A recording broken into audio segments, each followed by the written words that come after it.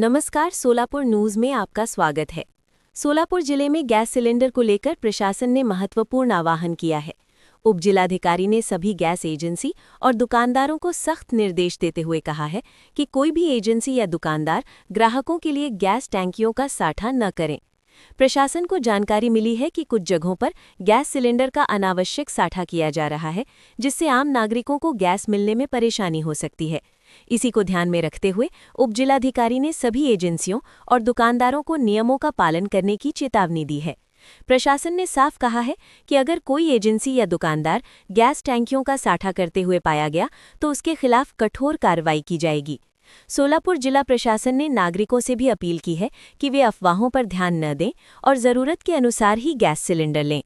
फिलहाल के लिए इतना ही। सोलापुर की हर ताज़ा खबर के लिए देखते रहिए सोलापुर न्यूज़। सर्वांना नमस्कार। मी कुलदीप जिंगम,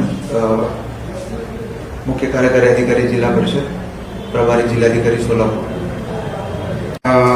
आज आपल्या जिल्ह्यात जे टोटल 94 जे गॅस एजन्सी आहेत त्याच्यामध्ये 20 IOCLचे आहेत। त्याच्यात सकाळीपासून थोडंसं सर्व्हरचे इश्यू असल्यामुळे बुकिंग होत नाही असं आमच्या निदर्शनास आलेले। IOCLची मॅनेजमेंटची पण बोलणं झाले।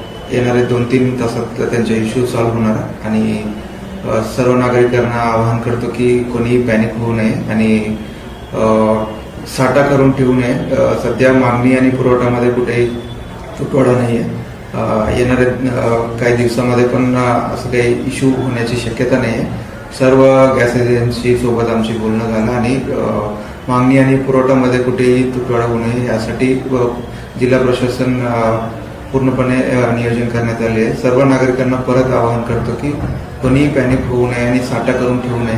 जसं जसं तुम्हाला मागणी लागेल त्या हिशोबाने तुम्ही मागणी करावा आणि बुकिंग करावा, जेणेकरून सर्वांना गॅसची कुठे तुटवडा होणार नाही त्याप्रमाणे आपण जिल्हा प्रशासन नियोजन करण्यात आले। धन्यवाद।